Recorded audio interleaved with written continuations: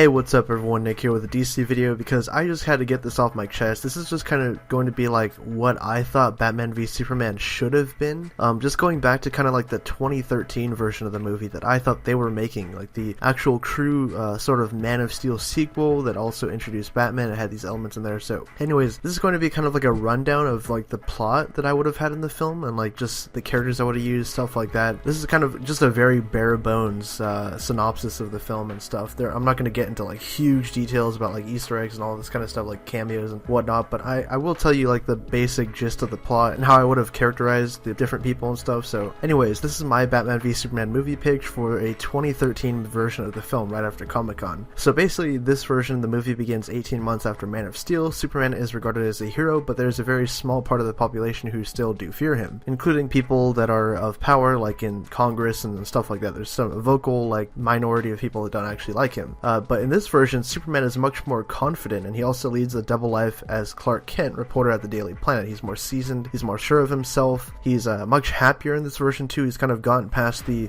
grief and the sorrow that he had in Man of Steel. He's learned to deal with it and like just learned to be a better person. So one key sequence in my version of BVS would have Superman actually going to answer for what happened at the end of Man of Steel early on in the film. Now basically what he would do is go to the Congress or the court hearings that we saw in the actual Batman v Superman film, but it would be a little different. It'd be set up differently where Superman would go and he would actually talk this time. He would talk and say why he's here, what he's here to do, and that he's not a threat, and he would actually have a dialogue with, you know, who was ever on the council or committee, whoever was reviewing what had happened at the end of Man of Steel, and that he would be able to set the record straight with them and tell them personally that he's here to help rather than just kind of be this faceless guy that a lot of people don't really know his true motivation. So in this version, my Batman would have been retired actually for years due to the death of Robin and swore to never put on the suit again, but the Black Zero event changed things. He still refuses to wear the suit, but has taken a more active role in society, most recently partnering with Lex Luthor. In this version, Lex is a much more sinister character, not really over the top like the one we got in the film, and Lex Luthor has also been researching into Superman, Kryptonians, and the other various metahumans like Flash, Cyborg, Wonder Woman, Aquaman, those characters. There's sort of an offhand reference to other Justice League characters, but we don't actually see any of them in the film. Not even Wonder Woman. She's not part of my movie at all. Now, Lex does have kryptonite that he found as part of the kind of remnants of the world engine. He was able to synthesize something that became kryptonite, and Bruce knows that he does have this, which is why he's trying to get closer to him, because Bruce wants the kryptonite to fight Superman. He knows that's a weakness of him because he's looked into files that Lex has on him. So in this version, we also get a lot more direct references to Batman's career and more of Gotham City. We get to see what Gotham looks like in this version, how it acts, just more of the city, because I felt like that was really lacking in the actual BVS movie that we got.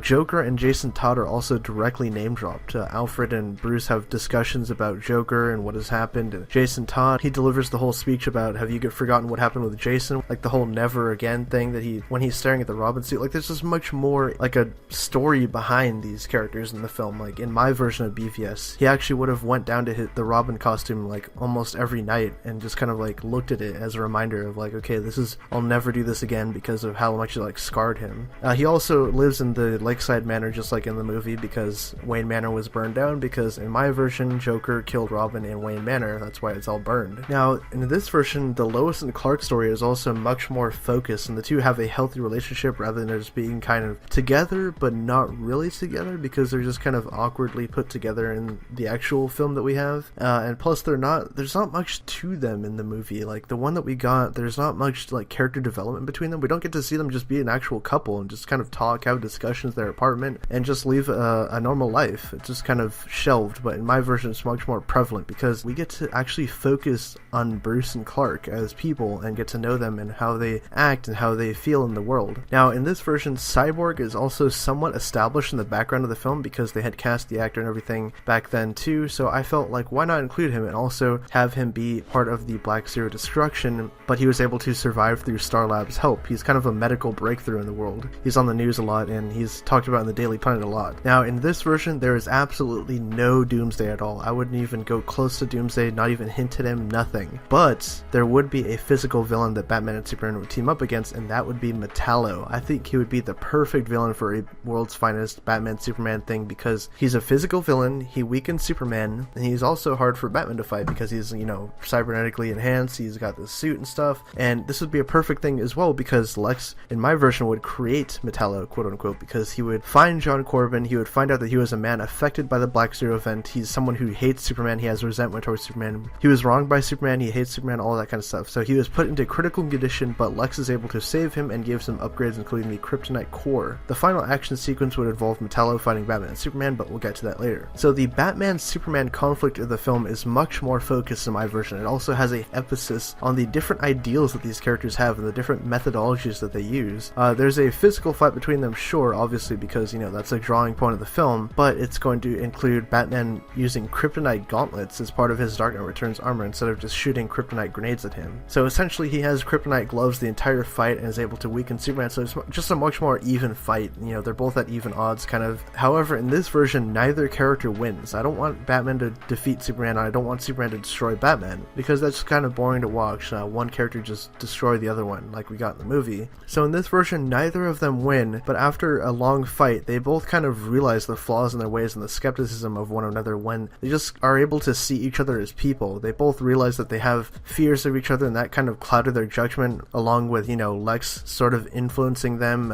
being this puppet master throughout the movie. He's in the background and stuff, pulling strings, and the two are able to see past that and form a truce, and Bruce brings Clark back to the Batcave after he's, you know, badly injured from the kryptonite, and he saves him, and he kind of tells him why he became Batman. That's when we get a little brief glimpse of the origin. I'm talking brief, like under 30 seconds of the whole Wayne's murder and stuff like that. Just a quick little glimpse flashback, because we don't need to actually, you know, start the film off on that, just start the film. So back in the Batcave, Bruce and Clark have this back and forth. Bruce tells him why he becomes Batman, obviously. Superman tells him a brief explanation of why he saves people and why he does what he does. It's the scene we really needed in Batman v Superman. It's where both characters are allowed to breathe and have a moment together. This is the true formation of the world's finest. Both of these characters are able to understand each other and understand that they're fighting the same fight, but they just go about it in very different ways. They're yin and yang that form the ultimate world's finest, truce. Now, the ending sequence of the film has, obviously, like I mentioned earlier, Metallo fighting Batman and Superman. However, in this version, the ending sequence is brought on by Lex sending Metallo to kill the president and wreak havoc on the White House and downtown Washington, D.C., thus making Batman and Superman go to help. They fight Metallo, and Lex escapes to begin his real plan, which is running for president after pretending he was the one that was behind stopping Metallo and getting the public support. This would obviously set up the Lex Luthor president story arc that was in the comics and stuff like that, and yeah, the film would end with Batman and Superman going out together on a routine mission in Gotham as partners and friends, more importantly. Now, this is all I wanted to see in a Batman v Superman film. That's basically my quick little, you know, movie synopsis. That's what I wanted to see. I wanted to see a movie about Batman and Superman, but more importantly, Batman being brought into this Superman's world. Now, my version of the movie would have basically functioned as a Man of Steel 2, including Batman.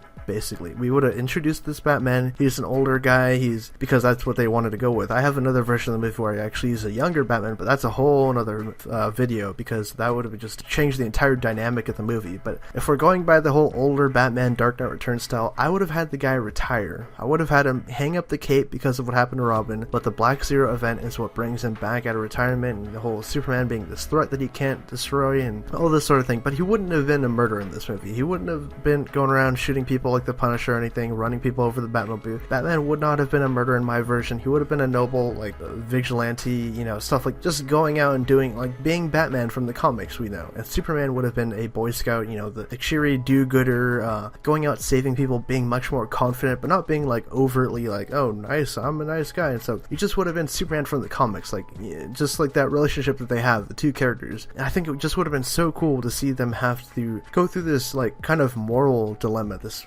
philosophical conflict between these two characters, and then ultimately to have them team up and fight Metallo, because it's just a much better film than Doomsday. I would have even gone to the death of Superman. None of that. That was just so unnecessary for this movie. I would have done that at all, because he needs Superman around to form the Justice League. So anyways, that's pretty much my movie pitch. Comment below what you guys think of it.